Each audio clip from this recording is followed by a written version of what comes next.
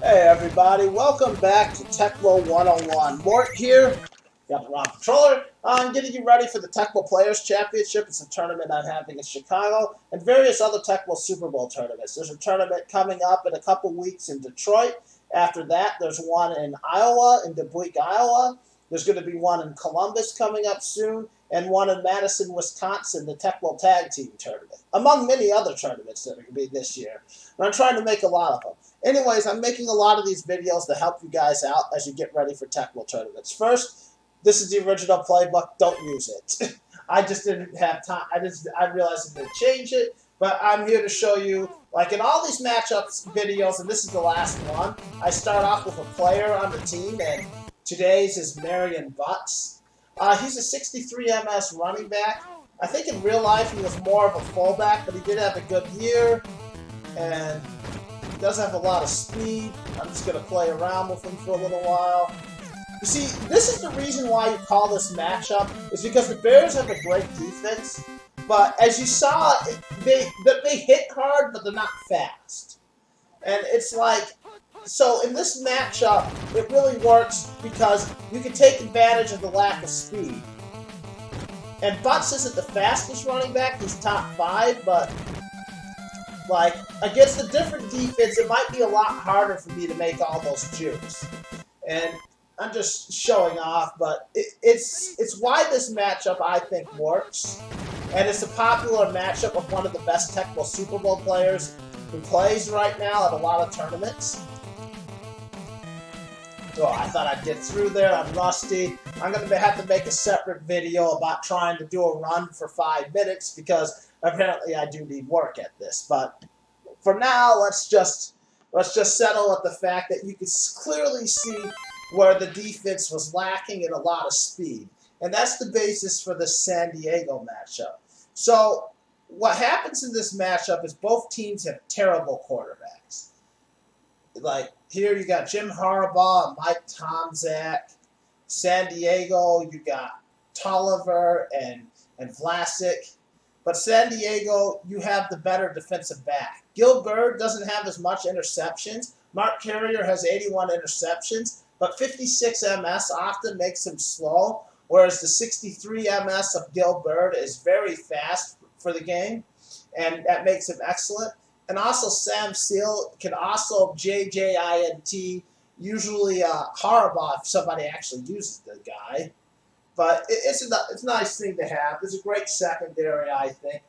The only weakness is you're thinking, well, they could run the plays right at you, which is true, but you can guess more run plays. And also, at the same time, there is a way to stop run 3 with defensive back 2 that sometimes occur. So the Bears on offense with Neil Anderson, if you could shut him down, and then Johnny Bailey becomes the receiving threat, you counter that with Gil Bird. They don't run the ball with the quarterback well. On defense, they have a great defense. Stinson, INTs, these guys can pick the ball off. But they're not fast. There's no one with 63 MS. The fastest guy is Mike Singletary, and he's a linebacker with 19 interceptions. And so he's going to be exposed in the passing game.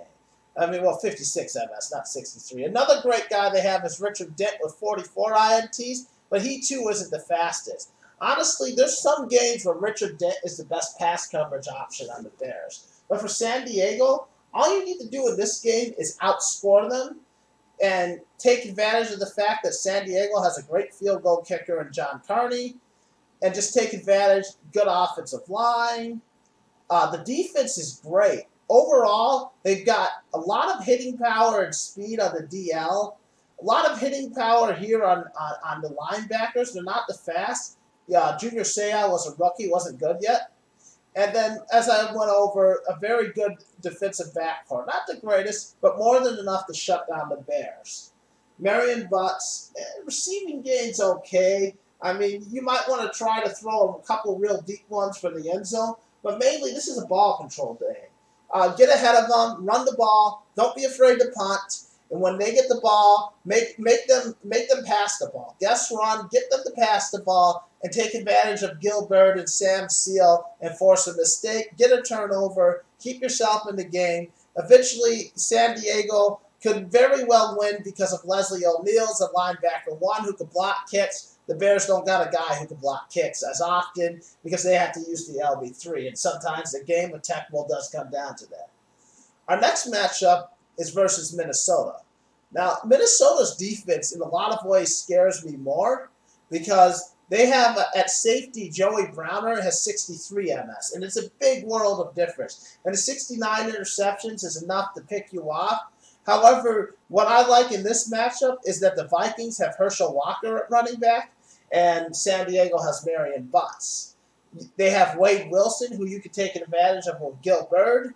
And even though they do have Anthony Carter, who's a beast in this game, like he's going to be covered a lot by, if you cover him a lot with Gil Bird, that's going to be a mismatch for Wade Wilson. And Wade Wilson doesn't always have the greatest games. This is a game where I expect the San Diego running game to eventually pull ahead of Minnesota. And in another one of these tight defensive contests where San Diego, you have the better kicker. Now this time Minnesota can block kicks better with Merriweather, but you still have a better option.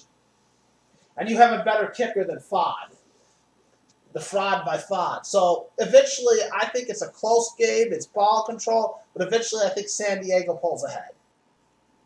Now last but not least on my list is I have a game against Detroit where we just basically have teams with great running backs. Just quickly making sure I didn't do that earlier. I did do that one earlier, and I talked about it already.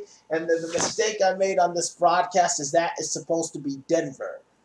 Do apologize about that. Let me change this to Denver. So we're going to talk about Denver, even though the broadcast said that. We're trying to do better in the future. And this is a matchup that's actually called a lot. And you would think, oh, John Elway, low pass control, he doesn't get out there. And Kubiak, he's going to be picked off. But Bobby it's the same. It's basically Bobby Humphries. You're counting on Bobby Humphries to run the ball, quick passes from Elway to beat the coverage, to Vance Jackson and Mark Jackson, who are better receivers than what San Diego has. They've got a bad OL. They've got a decent defense, but, I mean, there's some speed in Mecklenburg, Michael Brooks, and especially Simon Fletcher. But this is a big problem. And the secondary overall, they got 50 interceptions in Braxton. Atwater's a beast, but in tecmo Superbowl, he's not the same player because he doesn't have a lot of interceptions. Saying Dennis Smith is very good at speed, but not a lot of interceptions. But against San Diego, that doesn't matter as much. San Diego has bad quarterbacks. Basically, what this matchup comes down to is who's going to make a mistake first. A lot of these matchups I just showed you. Who's going to make a mistake first? Is it going to be Denver or is it going to be San Diego? And the wild card is why I think people call this is there's games when you do quick passes with John Elway and people don't have an answer to it. Of course, there's games when you try to do quick passes with John Elway and he throws it right to a defensive back. I mean, pick your poison. You never know. But, I mean, I think it's a great matchup. People have been playing this matchup in tournaments for years. And especially if you're actually good with John Elway, because I'm not good with John Elway. And if you're good with John Elway, or even if you just have a game where you just get them in flow and just keep them running the ball at Bobby Humphrey, they can overcome San Diego. Upsets happen a lot in tecmo. And just because one team's better, never underestimate another team because that team can always be coming for you and they can do something that, hey, it didn't work. It only worked maybe 1 out of 5 games, but maybe that game's the 1 out of 5 games. Anyways, guys, thanks for checking out my Tecmo 101 series on matchups to help you prepare for the Tecmo Players Championship.